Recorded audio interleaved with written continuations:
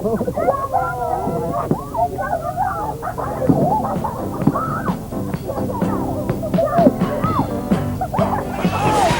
misfires.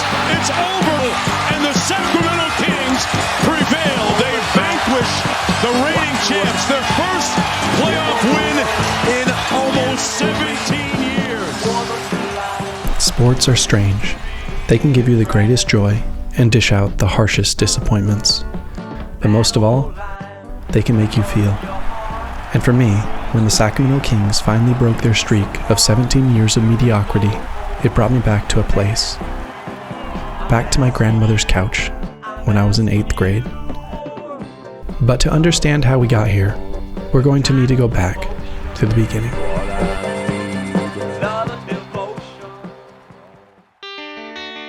Oma. I'm not sure what that word means to you, but for me, it has always been synonymous with my grandmother. I don't think I've ever said the word grandma in my life when greeting my Oma. I remember my friends saying, "Why does she have such an accent?" Or, "Why can't I understand her?" But for me, I was used to it. Growing up, she took care of me and my sister on days when my mom worked, and she always took us to her favorite breakfast spot, Pappy's, where we'd get hot chocolate and pancakes. After college, I moved to Tennessee and only saw Oma once or twice a year. But something I came to realize as I grew older is that I really never knew her full story. I always took it for granted that she had immigrated with my papa to a country they didn't know, spoke a language they didn't speak, with no family or friends to welcome them. But my greatest regret has always been not taking the time to get to know her and my grandfather's story while they were with me. So when Oma passed away in 2021, I decided I wanted to get to the bottom of the story. So we packed our bags and took our small new family across the pond to where it all began. Strabenhart, Germany. You got your problems, I got mine too. When we landed, we went straight to meet with Vanessa, my second cousin. The last time I saw her was when she came to America 14 years ago, when I was in college and had a lot more hair. She has a passion for our family history that until recently I hadn't appreciated. We first reconnected over Zoom last year and started planning this trip. I think it's safe to say that without her, this trip would not be happening. Vanessa and her husband Alex live in Carlsbad, and they were able to help us plan our days while we visited Schwan, which is the village within Strabenhart, where my Oma was born and grew up. After an amazing German meal prepared by Vanessa and her mom, we went to my Uncle Frank's house. Hello, I'm Frank. Laura, yes, nice to meet you. I know. I had always heard of Uncle Frank, but never met him in person. He gladly welcomed us into his house, where he and his family hosted us for an amazing dinner. He lives in the same home that his parents built, and has been in the family for over 60 years. I searched for photos and I found We reminisced about his memories of my Oma and visits to America. after 1 hour she said, "You can go now, I have other things to do."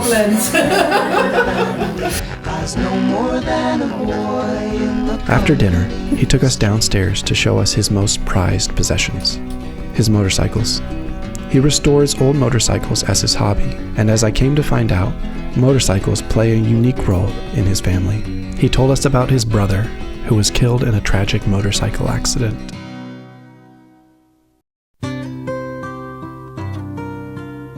Jürgen, my other great-uncle, was 42 years old when his motorcycle hit an oil spill and careened off the road, killing him instantly. I remember hearing about this accident when I was in high school, but it didn't mean much to me at the time. But now, standing in Uncle Frank's garage, realizing that his brother was taken from him when he was around my age, it really hit home, and the first realization started to unfold. My Oma's family has been surrounded by untimely deaths. Oma's brother, Werner, suddenly passed away from a bee sting in his own home in 1985.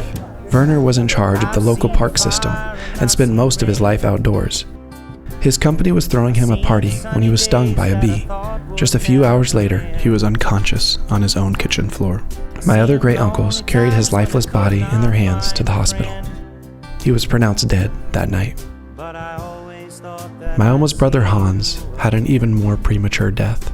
He was killed in the war when he was only 18 years old.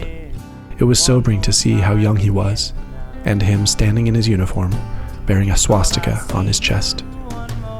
Lastly, my Oma's sister Hilda died of a brain tumor when she was only 57. Before she passed away, she had a son, also named Werner, who we were excited to meet in just a few days.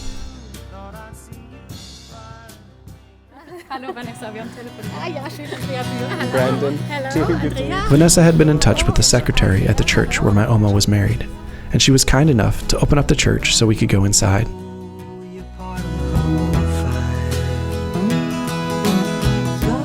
It was amazing to see how little the church had changed since it was built in 1900.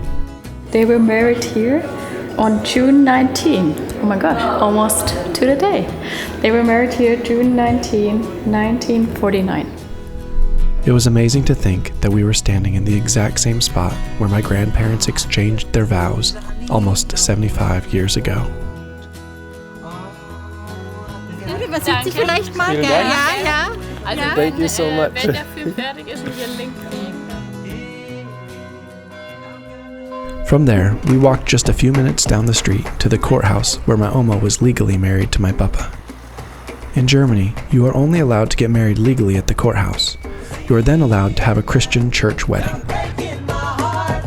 So Oma was married at the courthouse, right there, and across the street, right here, is where she grew up. This is where my second realization hit home. All of my Oma's family never left the town they grew up in. Even to this day, all of her nieces, nephews, and their children live within several hours of Schwan. If my Oma had never met my Papa, she may have lived her entire life in this village. And sure enough, It's Uncle Frank! We just ran Uncle Frank on the street. That's hilarious. it started to dawn on me how small this town really was. My Oma not only got married at the church that was walking distance from her house, the elementary school she attended was right next to the church as well. The schoolhouse looks almost the exact same as it did in 1950, with the beautiful original siding which is common to this region.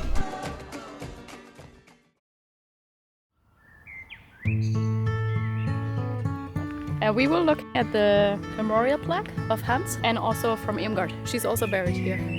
Our next stop was the grave of Irmgard. Irmgard was Werner's wife and Vanessa's grandmother. She came with her husband several times to visit my Oma in America, and even after Werner's death, my Oma and her sister-in-law stayed very close. Unlike so many of my Oma's family, Irmgard lived a long and healthy life. She died in 2022. She was 92 years old. You've got a friend.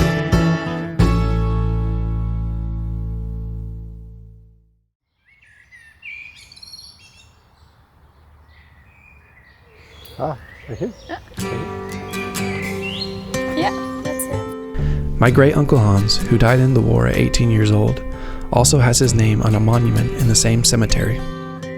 It was unsettling to think of him serving in the Nazi army. But standing there looking at so many names on this plaque, it made me realize that each of them represented a son, most of them less than 20 years old. They weren't given a choice and fought for their country and what they were told to do. Hans died just 1 year before the war ended. I know I have to go. Nice to meet you.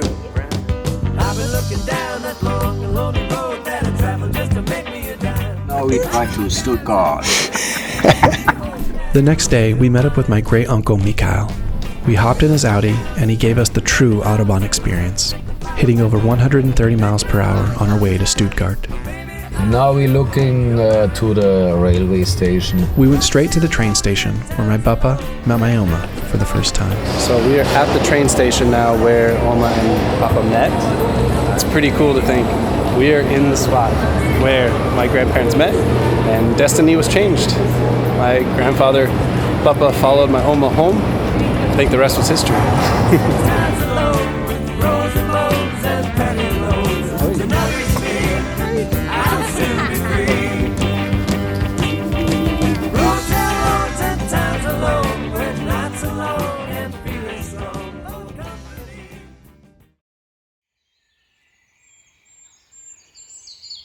That evening, we went to visit Schwanarwarte, one of the places my Oma used to love to take her daily walks.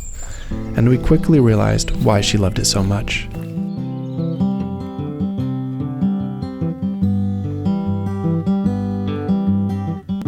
I do remember when my Oma would always come visit us from the city.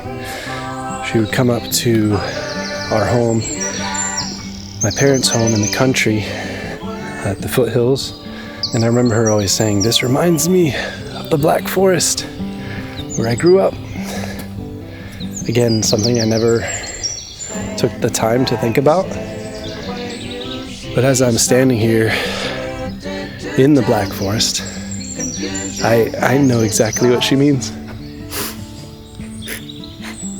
I know exactly what she means now. It reminds me of home too. It may have been coincidence or something else, but we were treated to one of the most beautiful sunsets of our lives.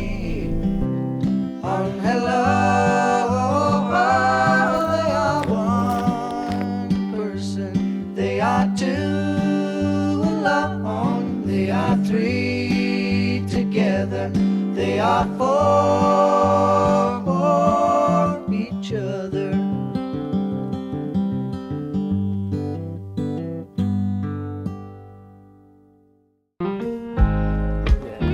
The next morning, we went to Werner's memorial.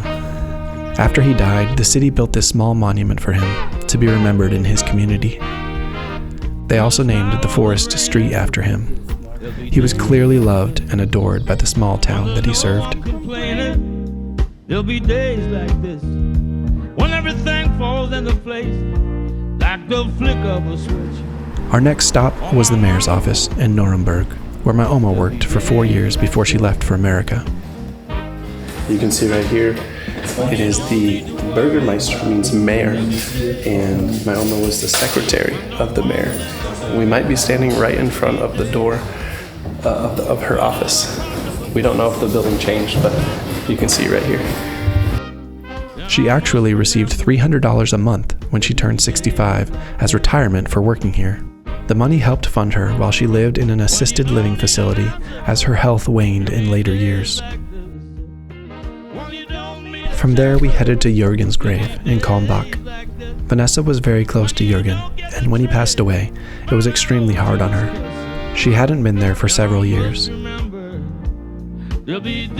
While it was difficult for her to be at his grave, I think we both enjoyed the chance to talk about Jürgen and the life he was able to live while he was here. Well, my mama told me there'll be days like this. Oh, my mama told me, she said, there'll be days like this. Oh, hi. Nice to see you. Oh my. 26 years later.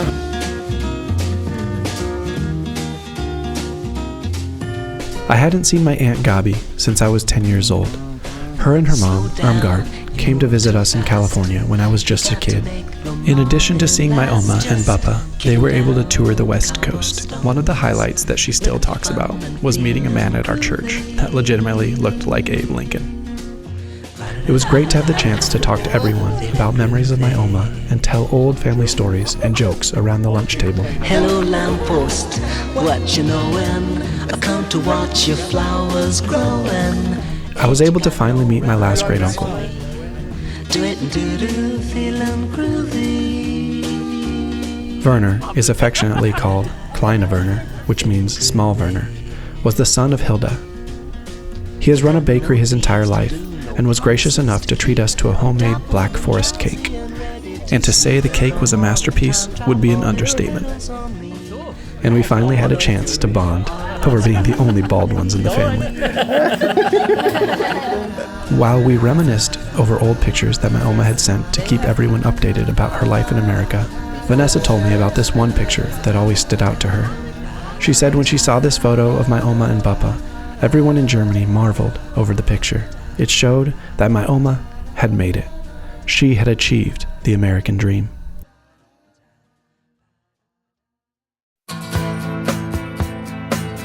After my Oma and Papa and Auntie Dida made it through immigration at Ellis Island, they embarked on the long 2-week train ride across country to the West Coast. You had a few kids. What was that like? I had good kids. Aww. Loved my kids. After having my Auntie Dida in Germany, they had 2 more children, my Uncle Hans and then my mom. My Papa had been a trained carpenter in Germany, and in America, he started his own construction company, Christian Engel Homes. He started small and worked with a group of several other immigrants from Germany to build a large and successful business. He built his dream home in Carmichael, California, on 7 acres of orchards, and by all accounts, they had made it. Unfortunately, not all was well at home. He and my Oma divorced in 1972. He remarried and had 2 more children, my Aunt Stephanie and Aunt Delphine. Are you thrilled to have 5 wonderful children and 5 delightful grandchildren? There's 5 too many. You mean 10 too many? No, the grandchildren, they're welcome. He had a second divorce in 1997, and with it lost much of the wealth he had worked so hard to build. Amazingly, he and my Oma remained friends and attended nearly all our family events together. And in 2002, when I was in 8th grade, we sat on this yellow couch, where we bonded over our love for the Sacramento Kings. We watched every game we could here and cheered on as the team inched closer to an NBA championship. Although they never won it all, the memories we made here have lasted a lifetime. I had a wonderful upbringing. I was happy. Every day I was happy. Yeah, my last tomatoes this year. Would you ever want to move back to Germany? No. Still my home, I consider. I have 2 homes now. I hope on the next birthday I don't have this broken leg anymore. I don't know anything special, except that I love my family.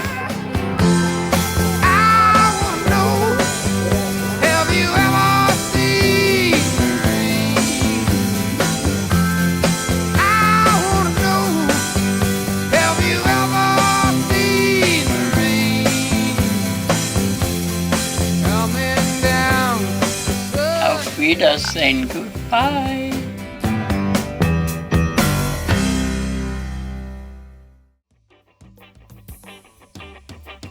Our time in Germany was sadly coming to an end, and it was time to say Auf Wiedersehen.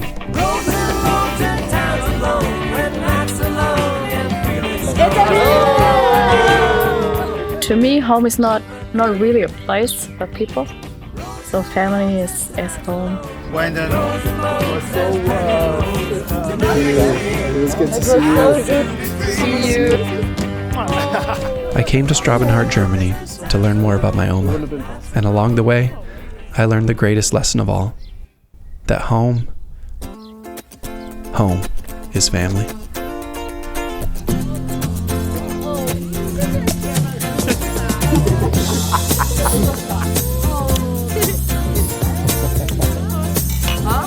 I say to you, my brain is empty. My English is empty. Do you like it, Mama? Okay, very much. Thanks a lot.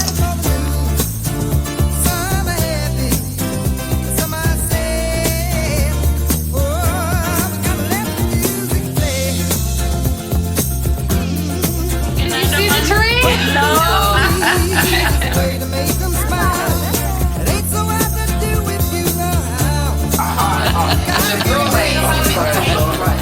So, steig ab.